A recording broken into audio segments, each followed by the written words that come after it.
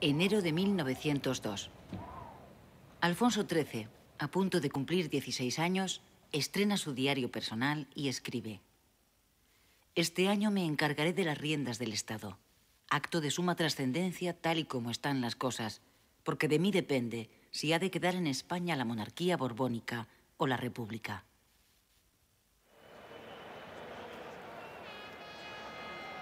Este es el aspecto de las calles de Madrid el 17 de mayo de 1902. Los madrileños esperan para ver pasar la comitiva real.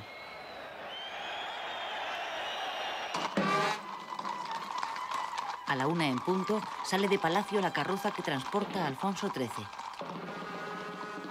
Alfonso, que fue proclamado rey el mismo día de su nacimiento, ha cumplido 16 años.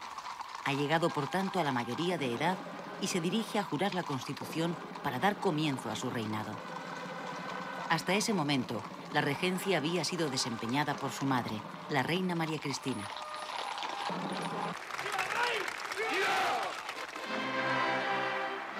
Cuando jura la Constitución de 1876 en el Congreso, el rey tiene muy presente una idea que también ha escrito en su diario.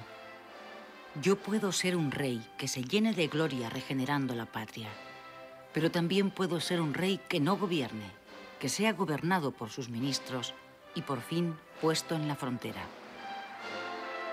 La España sobre la que Alfonso XIII va a reinar es un país atrasado, con cerca de 19 millones de habitantes que luchan cada día por su difícil supervivencia. La esperanza de vida es de 34 años.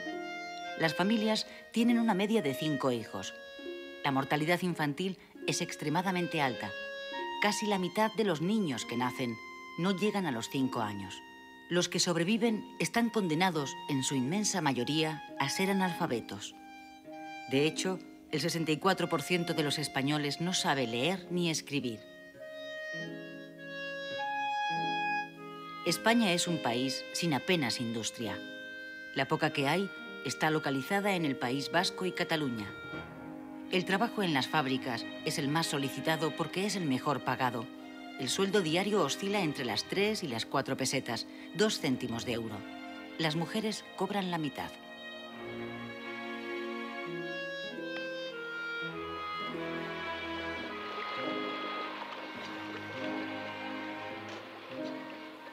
No ha sido hasta el comienzo del siglo XX cuando el Estado ha empezado a ocuparse de la protección social. El gobierno acaba de aprobar la Ley de Protección a Mujeres y Niños que, entre otras cosas, prohíbe que trabajen los menores de 10 años, pero los que sepan leer y escribir pueden trabajar desde los 9 años.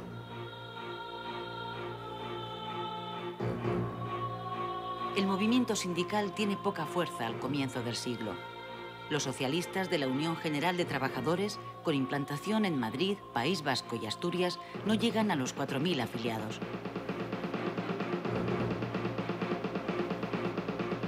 Los socialistas libertarios, los anarquistas, tienen un gran arraigo entre el proletariado catalán y el campesinado andaluz, pero carecen de una organización estable.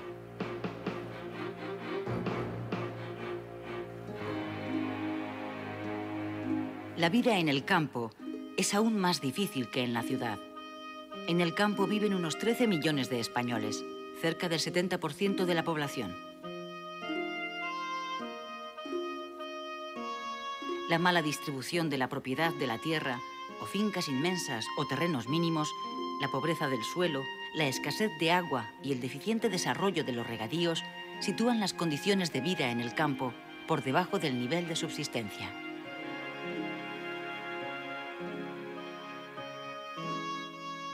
Los jornales, cuando los hay, suponen la tercera parte que los de la industria, 1 peseta diaria. La producción del campo no da para alimentar a todos los que malviven en él. La emigración sigue siendo la única vía de escape del campesino.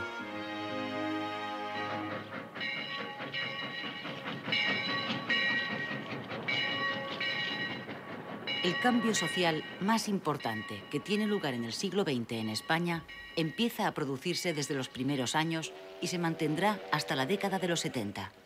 El desplazamiento de la población desde el campo a las ciudades, huyendo de la miseria. El mundo rural permanece estático, atrapado en el pasado, pero las ciudades crecen y se transforman.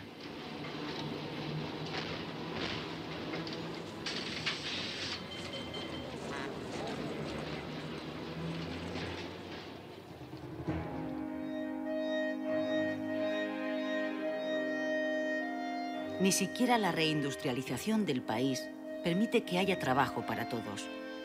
Miles de hombres y mujeres se ven en la necesidad de emigrar al extranjero en busca de un modo de vida.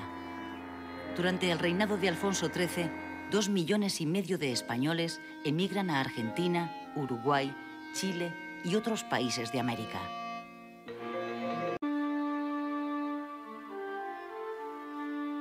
Bajo el reinado de Alfonso XIII, los dos grandes partidos dinásticos, el liberal y el conservador, continúan turnándose en el gobierno. Solo sus líderes han cambiado. El Partido Conservador está ahora dirigido por un liberal que se había refugiado en las filas conservadoras, Antonio Maura. Maura lleva a cabo una política regeneracionista.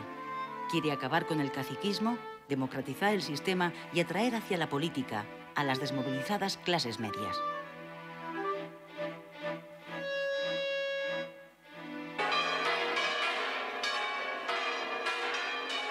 ...31 de mayo de 1906.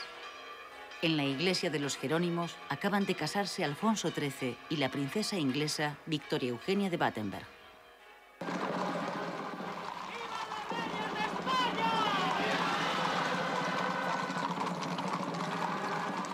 El cortejo real se dirige hacia el Palacio de Oriente. Las calles están abarrotadas. Cuando la comitiva pasa por la calle Mayor, alguien lanza una bomba escondida dentro de un ramo de flores.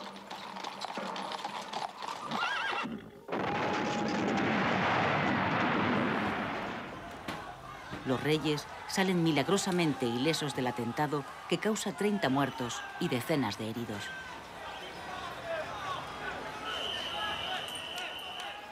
El autor, un anarquista llamado Mateo Morral, se suicida antes de ser detenido.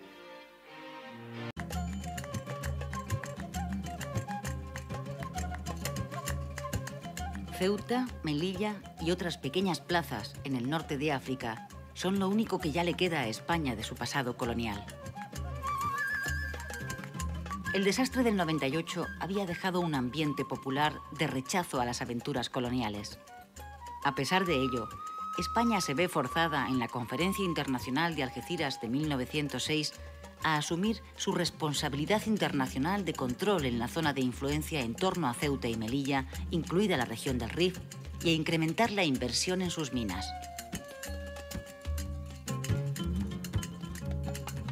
A comienzos de julio de 1909, las tribus rifeñas, que llevan varios meses hostigando a los mineros españoles, matan a varios de ellos. El gobierno de Maura moviliza entonces a 20.000 reservistas para tomar represalias contra los insurgentes. Últimas noticias. Acaba de zarpar otro vapor con soldados para el África. Los reservistas embarcan en Barcelona. Son soldados que ya han hecho el servicio militar al no haber podido pagar las 1.500 pesetas necesarias para librarse. Muchos de ellos son ya padres de familia. Su movilización provoca la protesta espontánea de sus mujeres que logran impedir el embarque. La noticia corre por Barcelona y hace estallar la ira popular contra la nueva aventura colonial. Anarquistas, socialistas y republicanos convocan una huelga general. El 27 de julio, las tribus rifeñas atacan por sorpresa a las fuerzas españolas cerca de Melilla, en el conocido como Barranco del Lobo.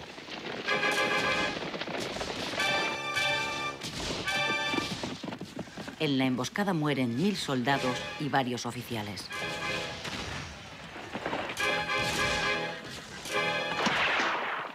Son los escolapios de San Pablo. Los han incendiado. ¿Cómo? ¿Qué? ¿Los escolapios? Adoratrices, agonizantes, arrepentidas, asuncionistas, beatas dominicas, carmelitas, concepcionistas... Redentoristas, Ancha 38. También está en la lista. Hay que incendiar el convento. ¿Y la iglesia? No pone nada. No os preocupéis, saldrá también. La indignación popular convierte la huelga general en una insurrección. Se levantan barricadas y se queman edificios religiosos. Más de 50 iglesias y conventos arden o son saqueados. El motín de Barcelona dura una semana. ¡A formar! ¡Vamos! El gobierno de Maura declara el estado de guerra en la ciudad y ordena al ejército sofocar la revuelta.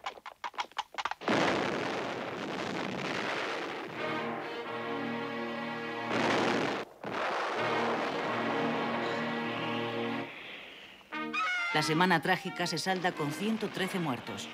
De ellos, 104 son civiles y 9 son militares. Una vez sofocado el motín, se producen 2000 detenidos. 5 son condenados a muerte por los tribunales militares. Entre ellos está el pedagogo anarquista Ferrer i Guàrdia, al que el gobierno elige como cabeza de turco y acusa de haber inducido a la rebelión.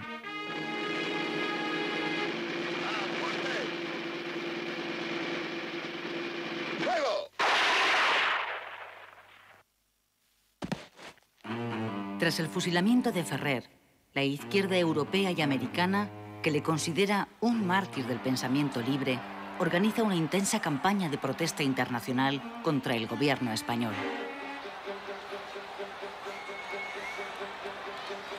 Se producen centenares de manifestaciones.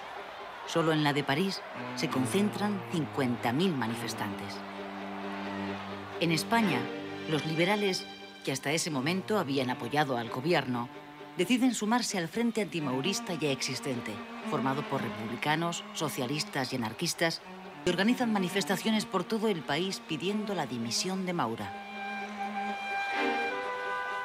El rey cede ante la presión, le retira su confianza y llama a los liberales para formar nuevo gobierno.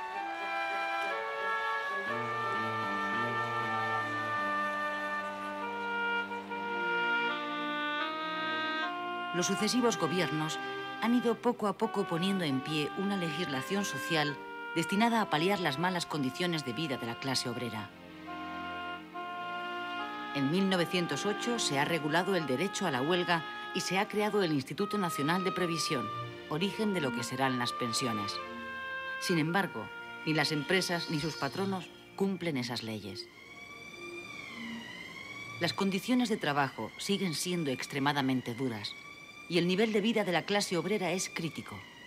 Los conflictos y las huelgas son cada vez más frecuentes. En 1910, los anarcosindicalistas fundan en Barcelona la Confederación Nacional del Trabajo, la CNT. Se trata de un sindicalismo apolítico que a través de la acción directa y de la huelga general revolucionaria aspira a sustituir el régimen burgués por el ideal anarquista, el comunismo libertario. Lo que no funciona es el sistema burgués capitalista. Votar es colaborar con el sistema que nos explota. Absteniéndonos, los partidos del gobierno que mangonean el cotarro volverán a ganar y siempre seguiremos igual.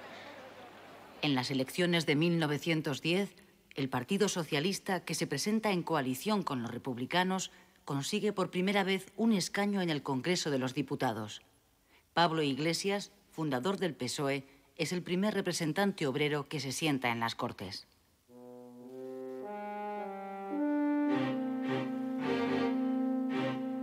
En 1910, y después de varios años de crisis internas, el Partido Liberal encuentra un nuevo líder, José Canalejas. Canalejas abandera las nuevas corrientes del liberalismo procedentes de Europa. Él pretende fortalecer y modernizar el país a través de una mayor intervención en materias económicas y sociales y estableciendo un Estado laico. En 1910, Canalejas es llamado por Alfonso XIII para presidir el Consejo de Ministros. Su objetivo es nacionalizar la monarquía, es decir, lograr que bajo ella puedan actuar todas las fuerzas políticas útiles en España.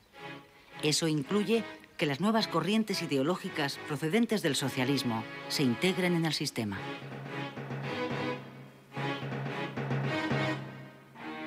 Canalejas continúa la política regeneracionista de Maura. Una de las primeras medidas de su gobierno es la implantación del servicio militar obligatorio. A partir de ese momento, nadie podrá librarse de ir al frente en caso de guerra. Canalejas prosigue la descentralización de la administración estatal y aprueba la Ley de Mancomunidades. Esa ley recoge la aspiración de la Lliga Regionalista de asociar las 4 provincias catalanas en una mancomunidad que gestione las obras públicas, la beneficencia y la cultura de toda Cataluña.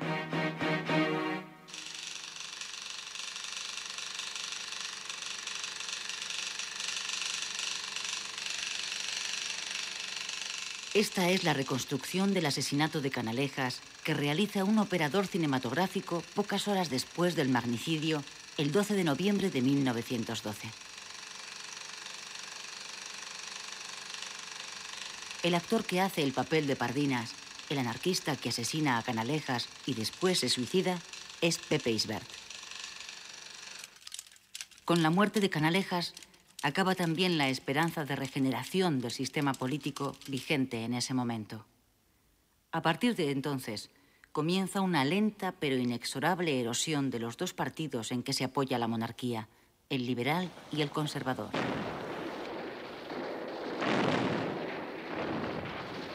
La neutralidad española estimula la actividad económica del país, que crece de modo incesante en el transcurso de la guerra.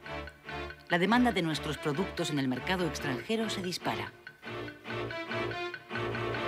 Desde la industria al campo, pasando por la minería, todos los sectores conocen un periodo de bonanza. Se vende todo lo que se produce.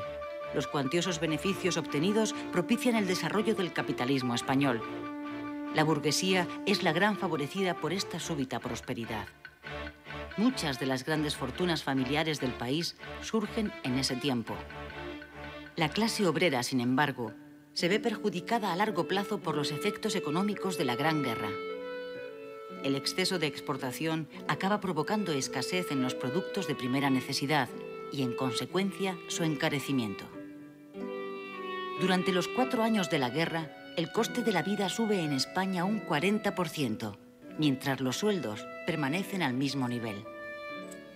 9 pesetas para el recibo de la casa, eso lo primero. Y 2 para Pascuala. 5 para la sociedad. Y 10 para pagar la colada. Estos son deudas que hay que pagar. Nos quedan hasta el día 8 que cobre yo 30 pesetas. En claro contraste con la euforia de la burguesía, crece la indignación de los obreros, los grandes perjudicados por la inflación. Muchos se afilian a los sindicatos de clase que presionan a las empresas para conseguir subidas salariales. Tanto la CNT como la UGT se convierten en esta época en auténticos sindicatos de masas. Los trabajadores no organizados, como los funcionarios o los campesinos, ven cada vez más amenazado su ya ínfimo nivel de subsistencia. Y sin apoyos, el sistema político de la monarquía se está hundiendo.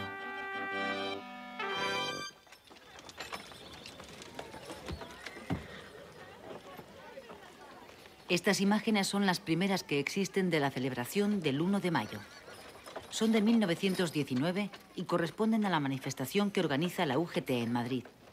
El sindicato celebra también la última gran conquista de los trabajadores, la implantación hace pocos días de la jornada de 8 horas. España es uno de los primeros países en introducir esta medida. Europa vive en esos momentos azotada por una crisis económica profunda y generalizada que ha provocado un aumento de la conflictividad social y un gran desarrollo del sindicalismo.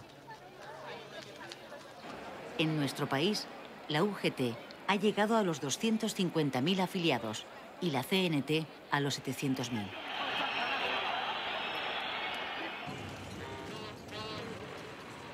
Antes de acabar la década, en 1919, comienza en Barcelona, promovida por la CNT, la que va a ser la huelga más emblemática de esta época, la de la empresa eléctrica La Canadiense. La huelga, que se prolonga más de un mes, deja Barcelona a oscuras y se acaba extendiendo a otras empresas de la ciudad. El enfrentamiento entre patronos y obreros acaba en un lockout, cierre patronal de todas las empresas que deja en la calle a 100.000 obreros. El conflicto se agudiza con la creación por los patronos de los llamados sindicatos libres, que en realidad son grupos armados creados para romper las huelgas y asesinar a los sindicalistas más destacados. Las manos arriba, quietos, que nadie se mueva.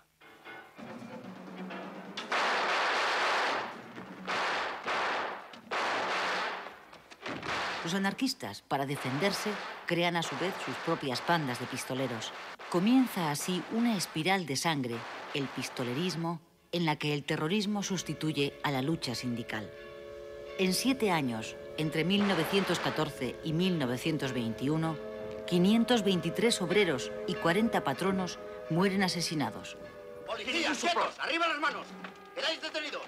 Para acabar con el pistolerismo, el gobierno conservador de Eduardo Dato, que cuenta con el apoyo de los catalanistas, desencadena una represión contra los anarquistas de una ferocidad desconocida hasta entonces.